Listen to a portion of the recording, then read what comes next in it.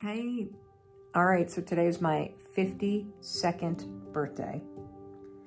And normally on my birthday, I wake up excited because I feel like I've just been handed a clean slate and the opportunity to create a brand new year. And I spend the day reflecting on the last couple of years, and I spend the day brainstorming about what I want to create this year. And this year is not a normal year. I did not wake up feeling excited. I woke up feeling lost. Because as I thought back over the last few years, it's been an incredible adventure, but I've experienced a tremendous amount of change in my professional and personal life that has just knocked me on my knees. From losing my daytime talk show, to having my book contract rescinded, to having the speaking business basically implode until at least another year from now, to not being able to be with you face to face, to not being able to work with my team face to face. I just got rocked. And then on top of it, our son wanted to go to high school in Vermont, and so we are in the process of moving from the home that we've been in for over 20 years and raised our kids up to a very small town in southern Vermont where I know very few people, and I feel very disconnected. And the result of all this is I feel stuck in between two lives. My old life, which has ended, and a new life that I have yet to create for myself. And when I look ahead to the future, I feel overwhelmed, I feel lost, I feel disconnected. In some ways, I feel like I don't even know who I am because I feel so disconnected from the things that make me feel alive and happy. Oh my God. I was really lost. I mean, just hearing 52-year-old me sound like that, so sad, it just puts a pit in my stomach. Oh my God. And look, I can kind of laugh about it now because I'm on the other side of this thing. But when you're in it, it can be overwhelming. If I could go back in time and talk to the 52-year-old me, here's what I would do. I would say, first of all, that's a lot. You should have a good cry. Then I would give Mel a big, huge hug. Because in moments like that, we need reassurance. But then comes a tough love. I'd be like, look, Mel, you got to remember who you are. You can face this. And then I would drop this quote on her. Hey, woman, if you want to fly, you got to give up the shit that weighs you down. Toni Morrison said that, and boy, ain't that the truth. You got to give up the shit that weighs you down. And a lot of times, at least with me, what's weighing me down, it's my own attitude. And I know you can relate to that. I just hate that saying. It is what it is. No, it isn't. It is what you make it to be. The fact is, there is always something you can do to make yourself feel just a little bit better. And when you do something that makes you feel a little better, no matter what's going on, that boost in your mood, that boost in your attitude, it is essential to helping you face any challenge and improve any situation. And even though in that video I felt lost, there were 3 things that I did and that I continued to do over the past 2 years and that I continue to do now, all of which is rooted in research to pick myself back up and face the mess that my life had become. And more importantly, to start doing the work to create the life I wanted. I believe that you are capable of changing. I do. I've just seen too much evidence over the course of my career. Amazing changes that people just like you and me have made. So I know you're thinking, well, this is great, Mel, but where do I begin? So step number 1, you begin by making a wish. Just like that moment on your birthday when you close your eyes and wish for something to come true in this next year of your life. Right now, do the same. Close your eyes and think about the next year of your life. What do you want the next year of your life to look like? Begin by making a wish. That's how I began 2 years ago. Yep, my business was upside down, kids were in shambles, my husband was struggling with depression, and I was struggling with everything. I had to create a break from that moment of pain and allow myself to see something different. At the time, I had no idea what the new chapter of my life would be or could be. Here's what I did know. I don't want to stay in this one. And that's all you need to know. All you need to know is you don't want to stay in the place that you're in right now. That right there is a wish for something better. If you know what you don't want, it's very easy to change. As soon as you start removing or letting go of things that aren't working, you'll see all new possibilities. So let's go back to that video that I made on my 52nd birthday, because once I laid it all out there, I instinctually laid out the 3 steps I was going to take. I made a wish. I identified some things that I could do that would make me feel a little better. And I also changed my attitude. And if I can do it, so can you. So let's go back to the rest of that video from my 52nd birthday. And you're about to hear 52-year-old Mel wipe away the tears and start taking action. Here are the steps I'm going to take. Number 1, self-awareness is critical. So recognizing that you feel lost or disconnected or suspended between your old life and your new life, overwhelmed, whatever you feel, it's so important to name it. Because when you name it, you bring it out of the feeling in your body and out into the world, and then you can do things to tame that feeling. Number 2, the most important thing that you should do is move your body, because all this negative emotion is trapped in your body right now, and it's only through exercise and motion that you'll move it out of your body and you'll change your emotional state. So I am going to go put on an exercise tape and work up a sweat. Will that solve all my problems? No. But it will put me in a better emotional state so that I can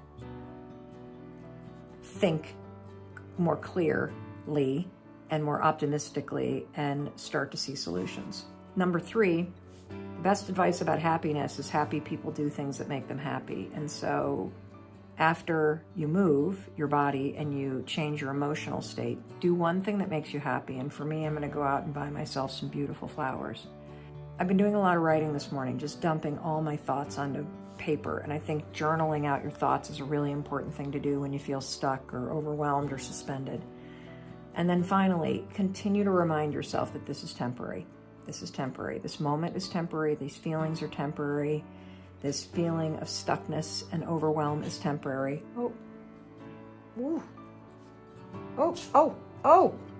Those sneezes are temporary. And I think the biggest thing about that mantra, that this is temporary, is so is your life. And maybe that's why birthdays are overwhelming, because they always make you think about the timeline of your life. And so after you become self-aware and you move your body, which moves your emotions, and you do something simple that makes you happy, and you dump all your thoughts on a piece of paper, remind yourself that this is temporary and force yourself to start dreaming again. Because when you give up on your dreams, you give up on yourself. And I think that's one of the reasons why I woke up feeling lost today. When I look ahead, I don't see anything I'm looking forward to, because I haven't created something new to look forward to. And that's the secret. How you're feeling right now is a function of what you see in the future. And if you see overwhelm and a blank page and nothingness, that's how you're going to feel right now. And so I want you to dream big. I want you to put something on that paper that's out in that future, that calls to you, that gives you something to look forward to go for. That's how you will pull yourself out of it. And that's how I'm going to pull myself out of this too. So that's my birthday message. Not really inspiring. It's authentic and it's real, because this is where I am right now. And I also know that despite how low I feel, I have a choice. I have a choice about what I do about it. I have a choice about who I'm going to be in the face of it. And I have a choice about what comes next. So by God, I'm going to 5, 4, 3, 2, 1, push myself to create a future that really empowers me. And I want you to do the same too. If you could do anything for me for my birthday, it would be for you to dream really big today. That would mean everything to me. I love you. Way to go, 52-year-old me. Mel, if you could only see where you end up 2 years later, you'd be so proud of yourself, woman. And you know what? When you follow these same 3 simple steps, you're going to be proud of yourself too. And I want to make sure you're not just listening along or watching this podcast episode on YouTube. I want to make sure you're able to apply these 3 takeaways and what you're learning in this episode to your own life right now. So let's recap what you've learned so far. You've learned about the fresh start effect and how temporal landmarks can trigger a whole new chapter in your life and unlock the intrinsic motivation that's inside you that's going to help you take action. Let's create your fresh start right now. Step 1. You already heard this. Make a wish. Just ask yourself one powerful question. What do I want the next year of my life to look like? Number 2. No matter how you feel, start taking the actions that align with what you want in your life. Stop making the mistake of waiting to feel happy or motivated before you take action. The secret, it's taking action first, because if you can get moving, you can keep moving. And research shows that just a little boost in your mood impacts your productivity for the rest of the day. It impacts your focus. It gives you a little uptick in energy. Taking actions that align with the bigger vision and the future you, it taps into this huge body of research called behavioral activation therapy. Now, you're going to learn a tremendous amount about this therapy modality in future episodes of the Mel Robbins podcast, but here's how I'd summarize it for you. Act like the person you want to become in the future, no matter how you feel in the present moment. Look, I know it sounds simple. Act like the future you. But this is grounded in decades of research, and it works. This is how I've made every single change in my life. Once I figure out what I want to do or the kind of person I want to become, I figure out someone else in the world that's doing it, and I just reverse engineer it. And that's how you create a brick path that leads from where you are right now to where that wish of yours wants to take you. And every morning, wake up, take one action that aligns with what you want or the person that you want to become. And you can consider that action, it represents one brick. And if you keep doing that day by day, brick by brick, action by action, you're going to look up a year from now and you'll realize, oh my God, I just paved a brick path leading to my dreams. What the heck? Mel was right. And step number 3, in making powerful change in your life, find the proof that you can do it. It's all around you. You just need to look for it. Find anyone that has the life that you want or that has made the change that you want to make. The relationship, the career, the body, the family, the friend group. Anytime you see someone who has already made the change you want to make in your life, tell yourself, there's proof. It exists. Use people as evidence that, yes, you can have what you wish for too, if you're willing to work for it. See people as a light on the path to your future self. For years, that was not me. I was the opposite. I did not see other people as lights on my path. I saw people as robbing me of the lights that I wanted. I had this really stingy, jealous, and insecure attitude. If a friend of mine was renovating their kitchen, I would smile, that tight smile that people have when they're faking a smile. And I'd go, oh, it's so pretty. I love the white cabinets. But inside, I was seething with jealousy. And the reason why is because I believed that somebody else's happiness or success somehow was robbing me of mine. It's the opposite. Their beautiful kitchen means if I can work for it, I can have one too. Their amazing relationships means I can create it too. Their success or the business they've built means it's possible for you too. This alone, if you just do this third step, this one mindset flip, it is a complete game changer. Here's how you do it. There is unlimited success, happiness, and fulfillment in the world. You're not in competition with anyone. The only one that can rob you of the success, happiness, and fulfillment that you deserve is you and your excuses and fears and sitting around waiting to feel motivated. We're going to stop that today. Correct? Good. I'm glad you're listening because we're not doing that anymore. You're not going to wait 6 years to get started. You are going to start taking actions that align with what you want now. And when you see other people as evidence of what's possible for you, as you start seeing them not as extinguishing your light, but lighting the path that you're now walking on, holy cow. Talk about throwing gasoline on that internal fire of yours. And by the way, don't you ever forget, you are a light on the path for someone else, and you don't even realize it. So think about that for a second. You are just a step or two ahead of someone else. I mean, if you've grieved the loss of a loved one, if you've changed your career, if you've survived heartache, if you've sold a family home, if you've reinvented some aspect of your life, if you've lost weight, if you're able to live with depression, if you were the first in your family to graduate from college, your life experience proves to someone else that it's possible for them too. So you better make sure that as you start chipping away at your own wishes and goals, that you hold that light up a little bit higher for everybody that's behind you. Now, these steps sound super simple. So I'm going to go through them one more time because I want to make sure you get how powerful they are. So let's go back to 52-year-old Mel. And let me explain how each one of these steps worked for me back when I was sad and lost 2 years ago. So step number 1, you make a wish. You got to consider that question. What do I want my life to look like? Now, here's the truth. I couldn't answer that question 2 years ago. When I was 52, sitting there crying in the bunk room, I had no idea. I didn't know what I wanted. I didn't even know how to fix all my problems. And that's okay. You don't have to know the answers because those will come. But I did know I didn't want to stay feeling sad. And that's all I needed to start the change.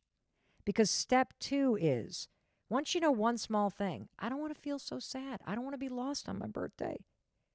Just take actions that align with that thing that you want. I wanted to be happier. So I just focused on simple things I could do in that day to make me feel a little better. I get it. This isn't rocket science, but it works. But somehow, when you start to apply this stuff, it does feel like rocket science because it does launch you somewhere else. So that day, I exercised. I bought myself flowers. I watched some stand-up comedy specials on TV so I would laugh a little. I just forced myself to do those things, to start walking toward what I wanted, which was just to feel a little happier. And look, this stuff doesn't work overnight. It works over time. And so every day, I just woke up and I kept making myself do the things that made me feel a little better, even though I didn't feel like it. Simple things, exercising, journaling. And I kept on contemplating that question.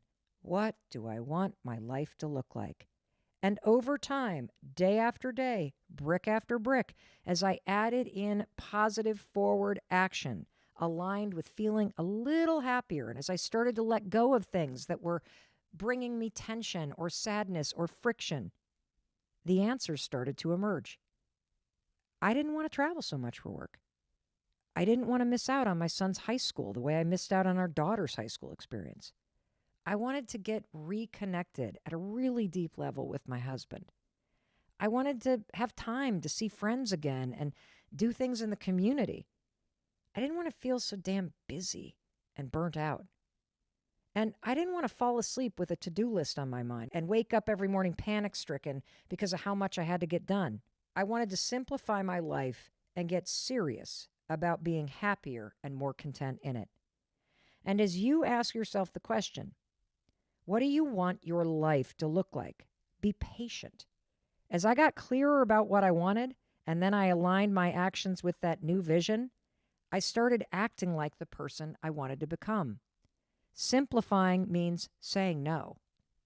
It means asking for help. And I chipped away day by day, and I started getting my mental health in order, slowed down, and I created an entirely different relationship with my husband by jumping into therapy. I also started being more present with my kids. And through all these small changes, I realized something bigger. It was time to sell the house that we had raised our kids in for 26 years outside of Boston, Massachusetts, and create a simpler life in southern Vermont. And as I started to say no and put what mattered to me first, I all of a sudden had more time to do what I really wanted, which is to launch this podcast, because I wanted to forge a deeper connection with you. Brick by brick, I laid a path with my actions, and now here I am. And if I can do it, you can do it. And that's why step number 3 is critical. Look for lights on the path. I looked for other people who had simpler business models, who had relationships, and who were doing the fun things that I wanted to do. And I just let them light the way toward the future I wanted. I kept telling myself, if they can do it, I can do it. And if you don't have anyone in your life like that, someone that lights the way for you, let me be that person. Tell yourself, if Mel Robbins can do it, then I can do it, because it's true. I'm living proof that if I can do it, you can do it. Big change starts with small wishes, like, I want to feel happier.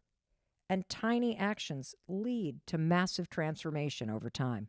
Psychologically speaking, those little daily moves forward that I was making, trying to just be a little bit happier, moving toward the person I really wanted to become, it changes what you believe about yourself.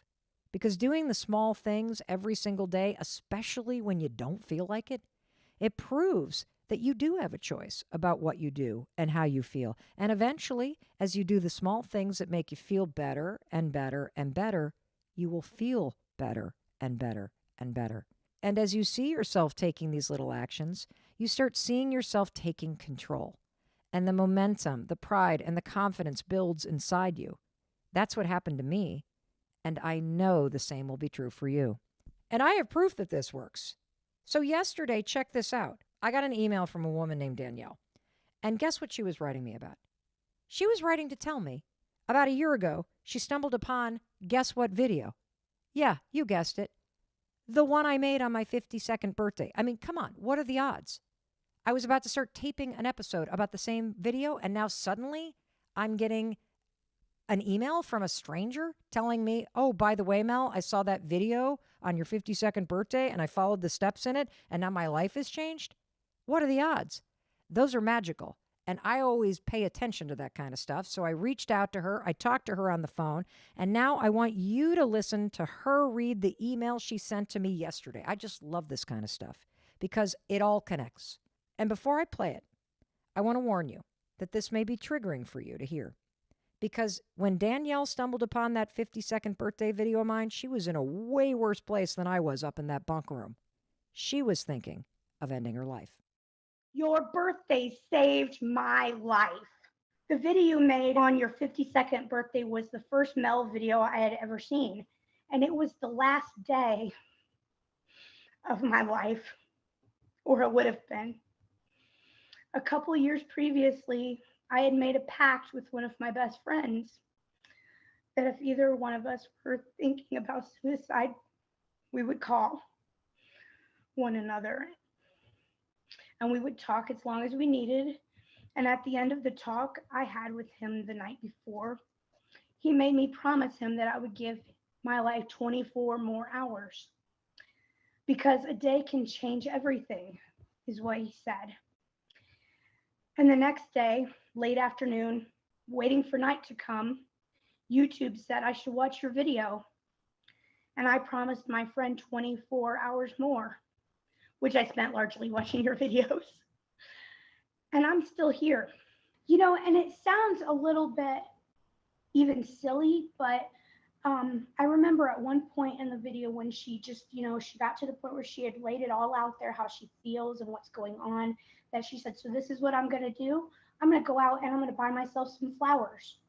And I was like, okay, I get that. Like, happiness isn't like a goal that like once you've completed all these things in your life that are wrong with it, then you're allowed to be happy. It's something that you actually have to try to do every day. And you can't just do this one little thing and that can make today better than it was.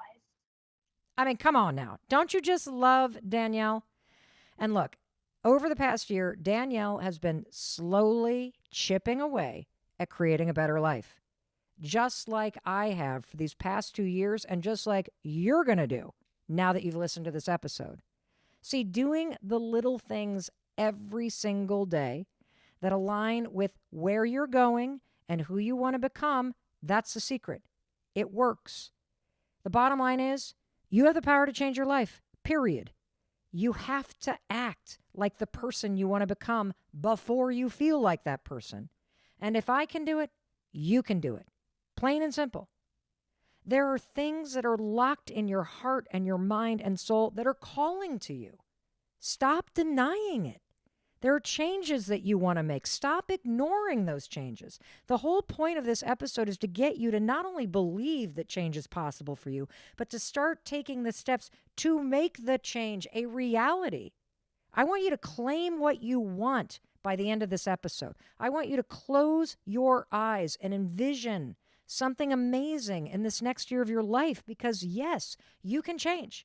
And yes, you can take the actions that will make that change a reality. I mean, is it going to happen overnight? Of course not, but it'll change over time.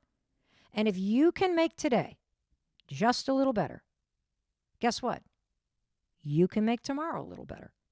And if you can have a better day, then you can have a better week. And if you can have a better week, you can have a better month. And those months lead ultimately down the path to the life that you envision for yourself. You deserve to be happy. And I believe that you're listening to this episode right now with Mel Robbins because you are meant to. I mean, think you could have picked a million other episodes, but you are on this one right now with me. Why? Because you're supposed to hear this at this exact moment in your life. You needed the reminder that there is something bigger that is meant for you. You got so much amazing stuff to do with this next year of your life. You got dreams to fulfill. You got lives to change. Stop focusing your energy on the stupid crap that weighs you down. It does not matter. Your past does not matter. The things that you're worried about, it doesn't matter. I mean, who cares if they didn't read your text? Who cares if you didn't get that job you applied for? Do you know how many jobs there are out there? It's time to see the bigger picture. It's time to focus on what you want. I know, I get it. It sucks when you get the courage to ask somebody out and they say no, or you work for months trying to close a massive sale and it goes to somebody else. And it's an awful feeling to wake up and have the depression be overwhelming. And you're not going to feel like kicking ass today. You're going to feel like licking your wounds. I got it. And here's what I'm going to tell you. Have a good cry. Give yourself a hug. And then dig deep and let Mel Robbins remind you of who you are. There is power inside of you to face this and to make it better. And you know it. In those moments when you feel like you just got punched in the gut, you have power within you. You have the ability to create this fresh start, to close your eyes, to envision what you want instead of surviving through what you have. On those mornings when you wake up with the weight of the world on your shoulders, wake up and get your ass out of bed. Get dressed, get yourself out the door, and do the things that make you feel slightly better. Start acting like the person you want to become instead of the person you are today. Start taking actions that align with what you want in your life. It's only when you start to act before you feel ready that this turns around. I get it. You should have landed the funding. You did deserve the job.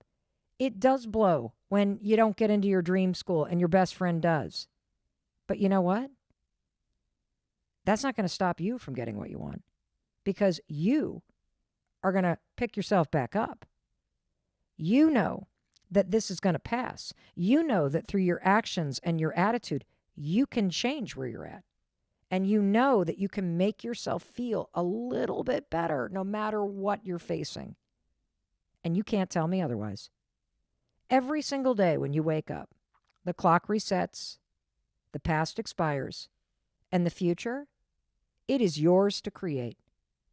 There is an open road. There is a blank page. There is a wish that you need to turn into a reality. Today is a gift, and you get to decide what you're going to do with that gift. Is it one day or day one? You decide. You decide with the actions you take today. You can change. And today is the day to prove it to yourself. You also had this post that I was like, oh, that's interesting, where you said that you rarely see anyone with chronic anxiety who is not addicted to something. Yes. And that there is a tight connection between anxiety and addictive behavior. Can you explain that and help us understand that? Sure. So I'm going to mention the E word here, and I hope you don't shut off. Ego? I won't even understand it. Can you explain it without the ego? What's it? Your ego is kind of like an overprotective mother, right? Okay. Like, it doesn't want you to go and play on the swings because you might fall off. It doesn't want you to talk in front of people because when you did that when you were in grade 6, people laughed at you. And Is the ego the same thing as the alarm? It's related to it through the amygdala as well. See, I'm already confused. Yeah, I know. So I'm not going to get into too much neuroscience. But basically, your ego is hooked into the amygdala, and your amygdala says, we're never doing that again because that hurt us, whatever it was. And the amygdala never forgets. So it's basically getting into bypassing that ego, because the ego is so overprotective that it will not let you go back into your old alarm. So the ego is thinking. Yeah, more or less. Yeah, it is something that it talks to us with thinking. Yep. Okay. Yeah. Okay. So, but let's talk about the connection between anxiety and addiction. Okay. So basically, we need something to help us through this alarm. Wait a minute. I think I just got it. Hold on. Okay, let me see if this is the answer. You ready? No. Is addiction typically somebody's coping mechanism for the alarm? So, for example, you reach for alcohol because it drowns out the alarm. You reach for porn or drugs or stress or whatever because it... Achievement. Yes. Got it. Okay, I got it. So, if somebody is struggling with addictive behavior, whether it is alcohol or cigarettes or vaping or it is any of that stuff, you are more than likely not addressing the root issue, which is the anxiety and alarm that's continuing to go off in the background. Yeah. And on top of that, basically, the ego is very powerful. It doesn't want to let you go back into that. So the only way that you can feel love, connection, whatever, is alcohol, is codeine, is cocaine, whatever you're addicted to. So wait, but you feel the connection to the alcohol or the codeine. That's what you're saying. So this is why I get confused with the ego, because I'm like, I don't give a shit about the ego. Let's talk like the alarm. And then what makes sense to me is that addiction mutes the alarm. Totally. And that you become bonded and connected to, for me, it was stress. For my husband, it was a daily weed habit. And that addiction is what's muting the alarm. This is really cool. Yeah. So where does mindset come in? Because, there is so much out there about mindset and mental wellness. And it's interesting because this conversation with you makes me desperate for a different word than mental health. Because even the word mental health makes me go neck up, makes me think thoughts, makes me go to just what's going on in my mind. And what you've taught me today is a game changer, because what you've taught us all is that no. All mental health issues start in the body. And they start with this kind of reaction that happens in your body to stored trauma or to a threat or to uncertainty. And then that signals our minds, and our minds then start spinning thoughts. And if we don't address this alarm system in our body, which has a purpose, which is there to protect us, which is supposed to agitate you, but we exacerbate it, we try to mute it. If we don't learn how to turn inward and heal all of this in our body and turn toward this alarm and soothe ourselves and love ourselves and give ourselves the reassurance and the support or whatever it is that we didn't get in childhood or what we need in that moment, that is actually the beginning of all healing. That's what I'm getting from you. Yeah, and that's exactly what it is. So I would Why do we love call it mental health then? Like, what isn't there? Can we come up with a different word that would actually signal you that when you're struggling with depression or you're struggling with anxiety or you're struggling with any like addiction issues, that it's not a mental health issue, it is a body something. Like, I don't even know how to describe this well, because an it's the entire exact system. opposite of the way that we think about things right Yes, now. it is the opposite. And you know, I love, you know, to come up with a better term than body set, but I think that's Body kind of set? what What it is that? is. That feels like weightlifting.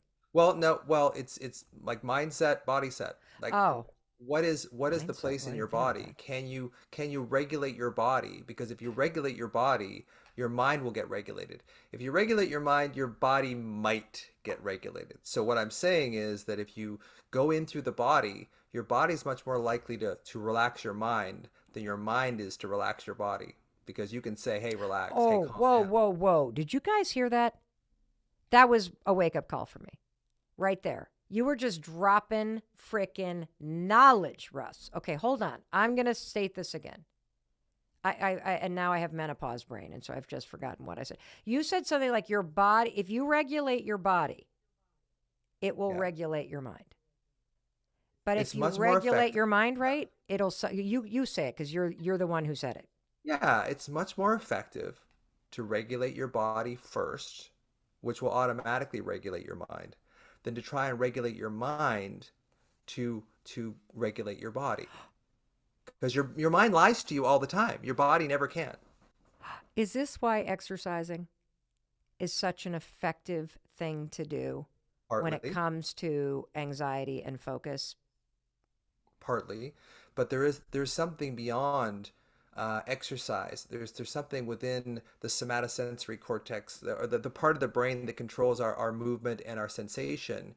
When we activate that, we start getting into the sense of the body and out of the rumination of the mind.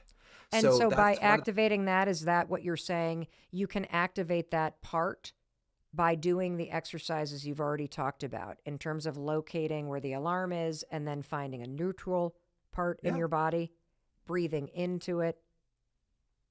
and Do just you all? movement. You know, just that's why yoga is so effective because it brings you into your body. You know, anxiety at its root is really a mind-body disconnect, right? We go up into our heads and we stay in our heads because we don't want to go down in our body because that's where the pain is. So we don't want to go into feeling town down in our body. We want to stay up in our thoughts. And that's another addiction. So we get addicted to worry. And that's why it's so hard to treat anxiety just by trying to fix thoughts because we're addicted to thinking already. We don't need any more thinking. We need a lot more feeling, but we don't want to feel because that's where the frickin' pain is. Wow. So I've gotten a couple huge things Okay? from this. That first of all anxiety results from a separation Of some kind. anxiety that has some kind of separation experience or feeling separate from other in And childhood self. And self. and self.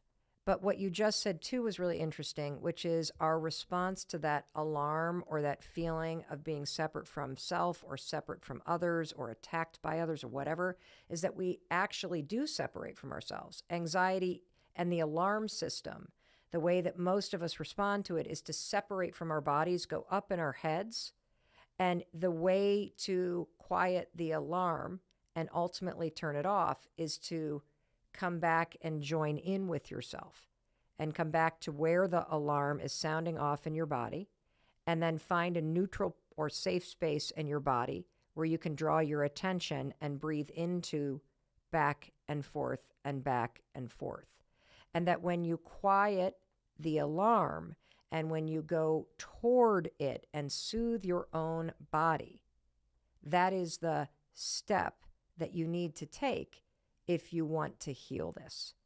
And that the thinking is part of the toolkit. Like, what would you recommend as as some sentence that we could say, if we're trying the tools, we go into our body, we're soothing ourselves. Is there something that people could say or repeat to themselves that you find is effective with the more neck down approach? Absolutely. What do you say? Basically this. Am I safe in this moment? Am I safe in this moment? I know I've got a presentation to do on Friday. I know I've got a big tax bill. I don't know how I'm going to pay for it. My mom is sick. But am I safe in this moment? Why a question? Because I like saying I am safe. You can do it both. I am you can okay. Do it both ways. I find that people with anxiety, though, this is the thing about saying I love you in the mirror, is that people don't allow that in. The reason why you're anxious in the first place is because you block love. So when you say I love you... Whoa. The reason why you're anxious is because you block love? For yourself, yes. What? You're separated from yourself. That's exactly what it comes down to. That's what anxiety or alarm really is. It's a separation. And this is what I do. This is my little, we didn't get into my little intuitive thing here. We're going to in a minute. Hold on. Okay. We save the best for last, but hold on. Okay. Keep talking about the fact that when you have this alarm going off, yeah, you are blocking.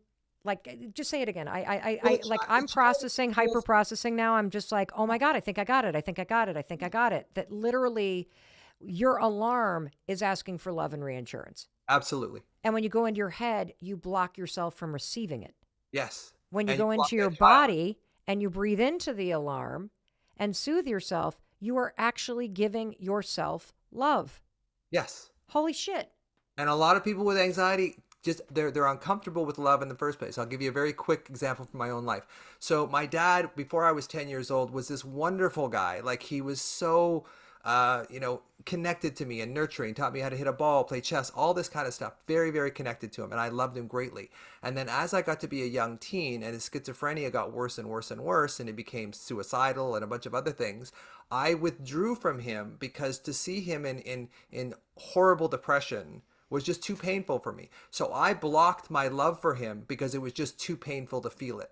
And that you can't block love from a parent without blocking love on some level to everyone. So there's a reason why I've been married 3 times. So this is one of the things. So when you find the blocks that you have to loving yourself, this is how you heal. And this is basically my little intuitive gift, is I can tell people where their blocks are to loving themselves. And then when you remove those blocks, the anxiety, the alarm just kind of fades away. So this is really going at the root cause protocol as opposed to just trying to make you think better. Wow. So how do you help people find that place where they've blocked love? Well, I go through their body, like what I believe, the short version of what I believe happens to you is, as a child, you experience an overwhelming stress. It's too much for your conscious mind to handle, so you stuff it down. Freud would call it repression.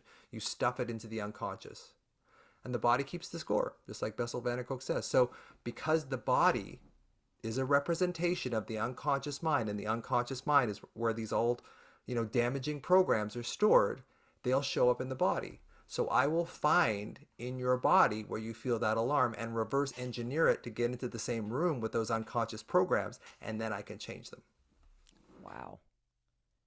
That's pretty cool. I think my biggest takeaway, and I keep saying this because clearly every 10 minutes I have a life-changing takeaway from this conversation, but my biggest takeaway is the connection between the alarm that goes off and the love that you're not allowing yourself to receive. Totally. And that it's beautiful to think that loving yourself is the way you cure anxiety. And what a beautiful thing. And it reminds me of something pretty amazing that my son Oakley shared with me. I said to him the other day, I was like, dude, one of the things I love about you is that you, more than almost anybody I have ever met, are just so comfortable with yourself. Like, you really seem to like yourself. And now, I should preface this by saying that, this is a kid that really struggled. 3 different schools before he was done with 8th grade, severe dyslexia, got so severely bullied at a camp that we had to pull him out of it. And the director wrote a long letter apologizing for everything. Like this kid has been through the ringer. Mm. And he said to me, well, Mom, he said, I realized and he said, this happened during quarantine. During quarantine, when I got to hang out with you and Dad and, my 2 older sisters, all 4 people who love me, I just started to realize just because other people pick on me or hate me doesn't mean I have to hate myself.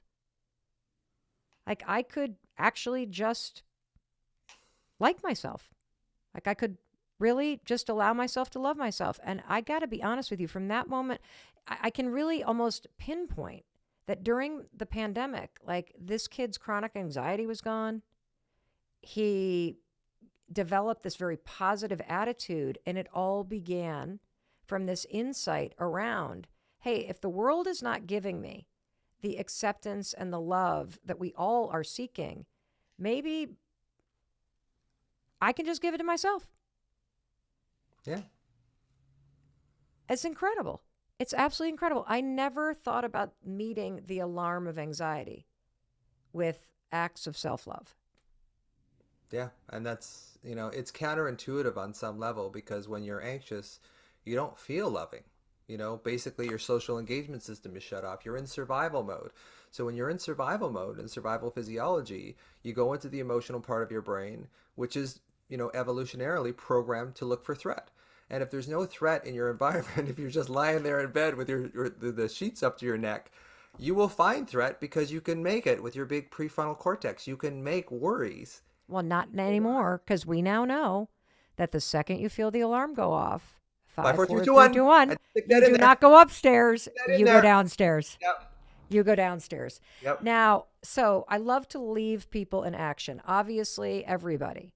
There will be links not only to Russ's book, Anxiety RX. There will be links to his social media accounts. You will find all kinds of resources in the show notes.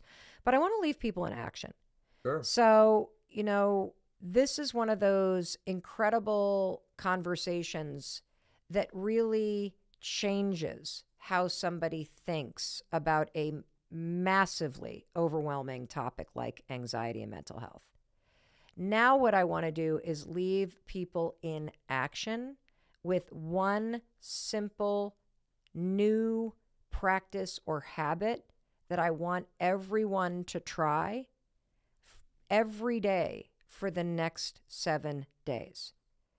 And what is the exercise that you want each one of us to practice for the next 7 days so that we can start to use the tools that you have been researching and changing lives with? What's the one thing you want us to do? Can I do 2? Yes. As Okay. long as it doesn't involve the ego. Okay. Fair enough. Fair enough. Oh, okay. Well, that's it. That's the end of that. All right. So the first thing that I would say is what I said earlier. Am I safe in this moment? Or I am safe in this moment? Because this moment is all we ever have, right? The thing about anxiety is it always projects you into the future. So if you bring yourself back to the moment, and this has worked for me. It saved my ass a number of times in the middle of the night when all my defenses are down and I think the world is horrible. Okay. I am safe in this moment. I am safe, and really feel it too. Like I am safe in this moment. Is there anything we should do with our hands or with do you want us to close our eyes? Do you want us to? You can do the high five your heart if you want. Okay, which is putting your heart right in the center of your chest. Take a deep breath. I'm safe. If you I'm find, safe. yeah. Okay. What else could you do? If you find your alarm, if you know where your alarm is, track the alarm. When you feel anxious, go into your body and say, where am I feeling this? Is this in my belly? Is this in my chest? Is it in my throat? Put your hand over the place where you feel your alarm. Okay. And breathe into that. Okay. There is a little thing too that I've kind of taken from Andrew Huberman about the physiological sigh. Physiological sigh is something that humans do, and animals do it too, to calm themselves. And it's usually one quick sniff through your nose, and then another one, and then a long, slow breath out through your mouth. Now, with my anxiety people, I modify that. So basically, this is the process that I do when I get into alarm. Is I take 3 breaths through my nose really quickly. At the top, I hold it for about 3 to 5 seconds, which shows me that I'm in actually control of my breath. My breath isn't controlling me. Then I close my teeth and I breathe out through my teeth and make a hissing sound like. All right, I'm going to try this. Ready? And as I do that, I imagine a tire that's overinflated just deflating in front of me. That's my mental image. All right, let me try this. Hold on a second. We're going to all do I think we should do this one. We're going to do 2. So everybody, number 1 is 1 time a day if you notice an alarm in your body. And that could be tension, it could be frustration, it could be anger, it could be anxiety, it could be that worry's starting to grip you. I want you to find where that alarm is. I want you to put your hand where the alarm is, and I want you to breathe into it, okay? And then you can add, I'm safe in this moment. So that's number 1 that you're going to practice. Anytime you feel the gripping, the tension, the frustration, the overwhelm, the alarm is signaling. Remember, that's an alarm asking for love. Yep. And you're the one that is going to provide the love and reassurance that you need. So that's number 1. The second one is, let's try this breathing thing. Okay, and if you want to see it, go to our YouTube channel because we have video episodes uncut of these podcast interviews that are amazing because they're a lot longer and they're behind the scenes. But you should see Russ's face when he does it. He looks like he's about to rage on somebody, and he's actually deflating like a tire and taking control of things. And now I'm going to look completely ridiculous as I breathe in 3 times and then I clench my teeth and hiss out like a tire. Ready? Okay, let me do it first again because there's a few parts to it. So the first thing is 3 breaths in through your nose. So quickly. And then at the top of that, you hold your breath for about 3 to 5 seconds. And then you close your teeth. And as you exhale, slowly exhale, you make a hissing sound. And as you make that hissing sound, you imagine a tire deflating. Okay, I'm going to do this. You ready? Ready? Okay.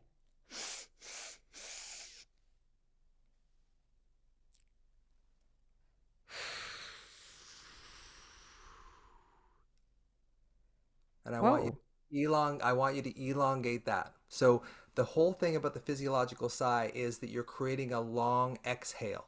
That's what really relaxes us, is the long exhale. So when people say take a deep breath, really what you need to do is just take a long exhale. So again, it's like 3 breaths in, hold, and then. I'm going to try it again. See if I so can go really longer. Fill your lungs up, Mel. Like really fill them up. Okay, here we go.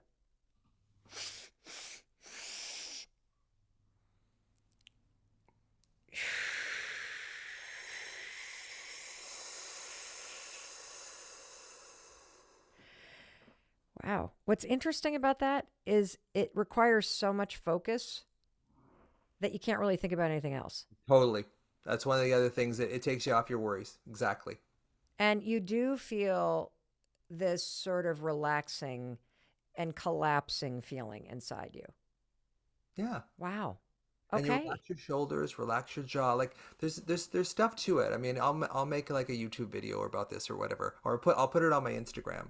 Awesome. But basically, it's really about expanding your lungs, because when you expand your lungs, you send a message up to your brain that you're okay. Because when you get stressed, the stress starts breathing you. You aren't breathing for yourself. The stress will start breathing you. So it's really important that you do the 3 breaths in, hold, and then breathe out with it, and really elongate that exhale. So the more breath you take in with the sniffs, the easier it is to have that nice long exhale. Wow. Tool number 1. I promised 3 tools. Tool number 1 is a framework. You're starting to realize Mel Robbins, she loves her frameworks, and here's why. I think advice is boring and intellectual. And so I like to have metaphors and frameworks because it helps me to truly, make it stick. So here's one of my favorite frameworks for friendship. You've probably heard it. There are 3 types of friendships, and this helps you be really flexible in your friendships. It also helps you to remind yourself of the truth, okay? So here are the 3 types of friendships. You ready? And this framework is, there are friends for a reason, there are friends for a season, and there are friends for a lifetime. That's it. And if you think about people coming and going in and out of your friendship zone in a flexible way, because they're either there for a reason, or they're there for a season, or they're there for a lifetime, you now no longer are gripping. You can be flexible. You can assume people like you. You can stop holding on to the wrong people and trying to force somebody who's just there for a reason to try to be a lifetime friend. This is such a helpful framework. Let me explain it. So these people are in your life for a reason. These would be work friends. You see them all the time because you work together. They might be the parents of other kids that are on your kids' sports team, or they might be people that are on your team, right? That you're playing sports with. They're there for a reason. They might be your neighbors. They're there for a reason. These are great friends to have. They're there for a certain period of time. They're there to teach you something. They're there to support you on a leg of the journey called life. These are awesome friends. But don't grip onto them. Be flexible with them. Let them come in and out of your life. Love them up. Enjoy them while they're there with you. And then at some point, when you no longer have that reason to have those friends in your life, they sort of fade a little bit. They're still your friends. I guarantee you 10 years later, if you were good friends with your neighbor, they would certainly help you out. So would your friends at work. This is why flexible friendship is such an awesome concept. Now let's talk about a season. So these are folks that are there typically a little bit longer. They're there for a chapter, a season. So they might be the people that you met in college. And you were really, really close friends during college. And you were really, maybe you roomed together after college. But then people start peeling off. They start heading in different directions. They maybe move away to different cities or they get married. And so these are close friends for a certain season of your life. And, I find that I had a lot of really good friends that I was friends with when I was a young mom. That was a really amazing season of my life. I will cherish that season of my life. I had so many close female friends because we were all doing life in the same season at the same time. And when that season ended and my kids went to middle school and then they scattered even further in high school, and then all of a sudden the bomb drops on everything when they go off to college, and that season of my life was over. In fact, it had been over for a long time. And so seasons are a beautiful thing. And I'm in a new season of my life. I'm beginning a new season here in Southern Vermont. And I bet you're beginning a new season. So many of us had a reckoning with ourselves about what really mattered during COVID. And it's why so many of you made major changes like my husband and I did. And it's why those of you that haven't are probably thinking about major changes, because you haven't truly accepted the things that you were processing around COVID and the changes that you would like to make. And so friends for a season are amazing, absolutely amazing. Just love them. And when the season changes, be flexible, because a new season is beginning, which means a new seasons of friends are going to emerge. And lifetime friends, those are those 4 a.m. friends we talked about. And remember, you're doing pretty dynamite if you can think of that one person that you could just pick up the phone at 4 o'clock in the morning and call. And you know that they would pick up and just chat with you just because you wanted to talk to a friend. So, tool number 1, use that framework to enforce this flexibility. Reason, season, and lifetime. Don't force people into the wrong category. This is a big one.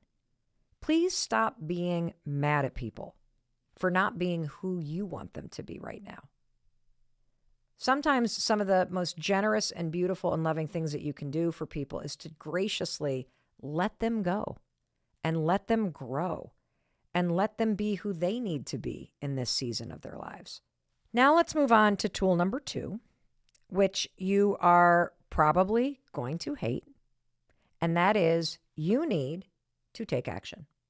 That's going to require you to step out of the comfort zone of your couch and the comfiness of a Friday night alone, binge watching TV, and push yourself to get out of your comfort zone and make the effort to make friends. And this effort part's really important. There was this enormous study done at the University of Kansas, and this was mind-blowing to me. And I found it to be, again, another very helpful framework, because I think you're not a dummy, and neither am I. I know that if I sit alone in my house, it's not like friends are going to come calling and I'm going to suddenly have strangers show up that are going to become my new friends in this season of my life.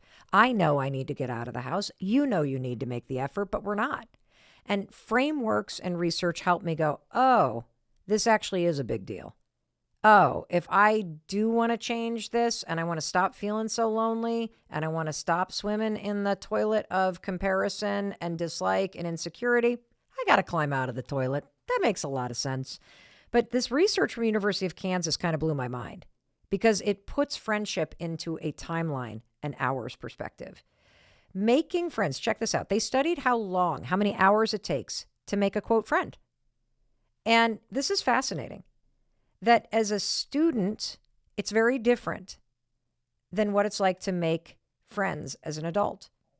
This is why it can feel hard, because most of our lives, we were in seasons where we were forced to be in groups. Like think about how you're in a group in elementary school and that's how you meet your friends. And then you're in a group in middle school and that's how you meet your friends. And then you're in a group in high school and that's how you meet your friends. And then you're in a group in college and that's how you meet your friends. And then all of a sudden your 20s hits and boom. Everybody scatters. And you're like, where the hell did my friends go? In fact, I did a interview with Alex Cooper, who hosts Call Her Daddy. The episode is called, Where Did All My Friends Go? And we focused on this phenomenon in your 20s where you feel like you don't have any friends anymore. And the reason why is because for the first 25 years of your life, your friendships were basically handed to you because you were in settings with large groups of people moving at the same pace through life together. And as soon as you graduate, you're on your own, baby. It's a whole big world out there. And if you think it's hard in your 20s, wait till your 30s, 40s, and 50s. And now you have the tools, so we don't need to freak you out. But this is normal. And we require effort. And this University of Kansas study explains this. So if you're in college and you're like swimming in the sea with all these people doing the same thing at the same time, it takes you about 43 hours to become an acquaintance with somebody. Now, you're sitting in class together. That's part of the time. You're eating in the cafeteria together. That's part of the time. You're hanging out in the dorm room together. That's part of the time. When you're an adult, to become a casual friend, it takes you 94 hours. Why? Because your patterns are very different when you're an adult. You don't have as much overlap. It's why you tend to become friends as an adult with people you work with because you spend more time with them. It's why you're friends with people that you live near because you spend time with them. This is not just common sense, it's researched. And in order to go from just a casual friend to a really good friend, if you're a student, it takes about 57 hours, which makes sense because you're spending more time together. So you're sharing more experiences together. For adults, we need about 164 hours. That's so sad. This is why it's so important for you to have this perspective and for you to understand it's going to require effort on your part. And that's okay. Knowing that everybody feels this way, knowing that everybody's at their homes alone under the fuzzy blanket on the couch, feeling like a peach that nobody likes, swimming in the toilet of comparison, feeling like friendship is so hard. Knowing that, I hope is helping you go, oh, well, maybe I could be the one. Maybe I could get all the peaches together and we could make a pie or some jam or some cobbler. That's what I did this weekend. I'm going to tell you a quick story because I think it's really important. So here I am. I always say, please come visit me. I live alone on a mountain in Vermont. I'm lonely. But the truth is, I've met a bunch of really cool people up here. And every one of us say the same thing. It's amazing living here. And I really want to meet some friends. I really want to get together with people. I want to stop saying, let's get together and not make plans. And so I'll tell you a quick story because all it takes is leaning toward your curiosity. That's all it takes. I walk this loop all the time. That's right by my house. It's a beautiful loop. It's about 4.5 miles. And I love flowers. I know there's 5 love languages. I have a 6th. Flowers, flowers, flowers. I'm like a psycho about flowers. They remind me of my parents. I love growing them. I love bringing them into the house. I just love flowers. And so this year, I've been walking this loop for 26 years. When I would visit my in-laws before we bought their house, and now it's our own. And all of a sudden this year, there was this insane flower farm that popped up. And by flower farm, I mean this patch of flowers, like an acre big. And in the spring, it was this row of gorgeous double peony tulips and French tulips and parrot tulips. And I would do this walk and I'd stop and I'd take photos, and you've probably seen them on my Instagram stories. And then as those came and went, then ranuncula came up, and it was this like triple petal ranunculus and peonies. And I'm like, oh, it's like flower porn for me. And then now there's these field of dahlias. Like dahlias are mind blowing, just gorgeous flowers. And there was never anybody there, ever. There was no sign, no nothing. And I became obsessed, you guys, with stopping by this flower patch. Just drawn to it like a moth to a flame. Oh my God, I just loved it. I would like Sound of Music with the flower patch, and I'm taking flowers, and now I feel like an influencer that's 20 years old, and I need a cowboy hat with a feather in it so that I can do the festival photos that everybody does. And I just flower porn all day long. And all of a sudden I see a truck parked there one day. And the truck, thankfully, had a contractor's label on it. And lo and behold, that same label was on a truck here at our house because we're under construction. So I walked over to and I'm like, hey, do you know this flower field? And he goes, yeah, I park my car there every once in a while. I'm like, do you know who the person is? He's like, yeah, that's Annette from Fleur Farm. I'm like, what? And I think she's on Instagram. I'm like, what? So I DM her. Oh my God, I've seen the flower. Blah, blah, blah. And then she DMs back. Oh my gosh, really? It's a labor of love. It's a hobby. A hobby? Yeah, I work full time. And I've been really worried about like how I'm going to get all the dahlia bulbs out. And I'm like, well, I'll help you. You'll help me? And so next thing you know, just by following the energy, following the connection, leaning into this season of my life, leaning into the curiosity, I DM her. She DMs back. I come to find out that she has been planting flowers in this new season of her life. She sells bulbs online. She is going through some stuff personally. And I'm like, well, I know some other women. I'll get these other women that I know to come and hang out with us. And I'll see if we can't like make something happen. And so we get 13 women to show up at the flower field on Saturday. I didn't know any of these women. And I knew some of them. I knew the ones that I invited. And then the friends that I invited invite other friends. And it was this army of new women here in southern Vermont that showed up to help another woman dig dahlias out of a field on a Saturday. And she and I have been texting ever since. So I met all these new people. We connected over something we're interested in. We now have a group chat called the Dynamite Dahlia Dames. And so Annette and I are texting. Wait to hear this. When we both showed up, she said to everybody, I'm so overwhelmed because I'm so alone and introverted. I never think anybody would help. I have trouble asking for help. And so as we're texting, she writes, I'm so grateful for everyone's kindness and presence and the joy there was in the field this morning.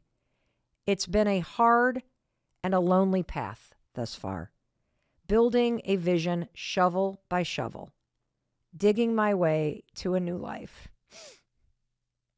Boy, I relate to that. I really relate to that. And then suddenly, out come all these fabulous women. Yes, I'm very, very happy because that morning was my highlight of my week too. So the challenge now is leaning in again and setting a date again and moving the ball down the field. Because as we know from that University of Kansas study, that it takes time and it takes effort. And we all need each other to be making the effort.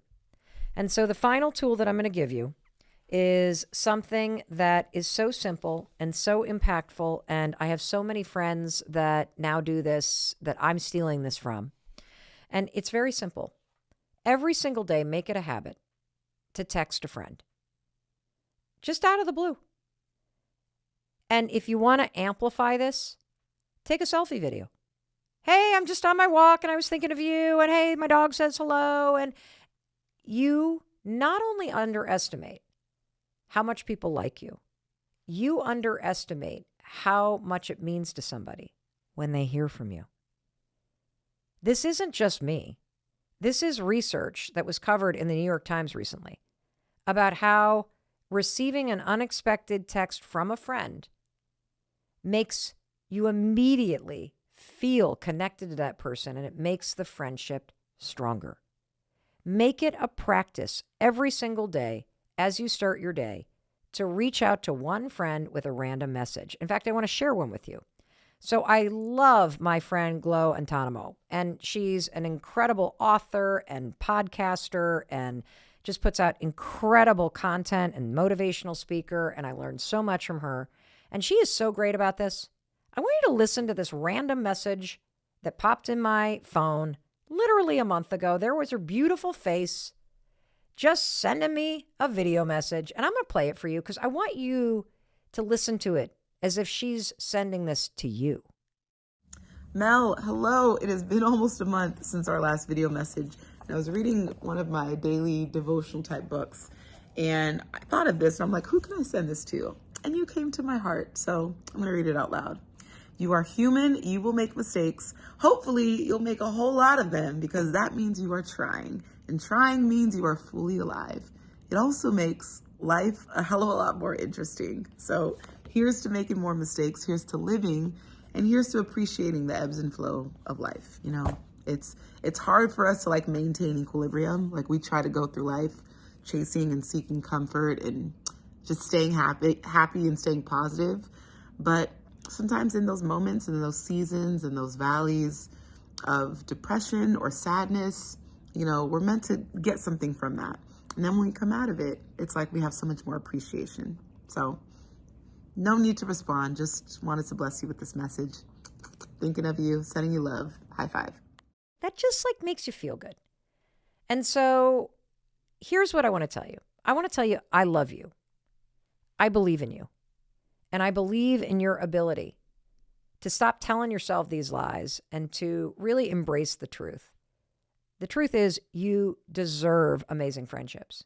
You need amazing friendships. And you are that amazing friend that somebody who is going through a very lonely season, digging their way to a new life, needs desperately right now. So 54321, as soon as we're done, I want you to text a friend of yours and level it up. Send a video and let's level it up again. Send them a link to this episode. Because the more that we get everybody reaching out and the more that we create this ripple effect, the more we are helping people get the things that they deserve and find the courage to take the actions that create it and make it a reality. Hey, it's Mel. Thank you so much for checking this video out. And if you like this one, I have a feeling you're going to like this one too. I'll see you there.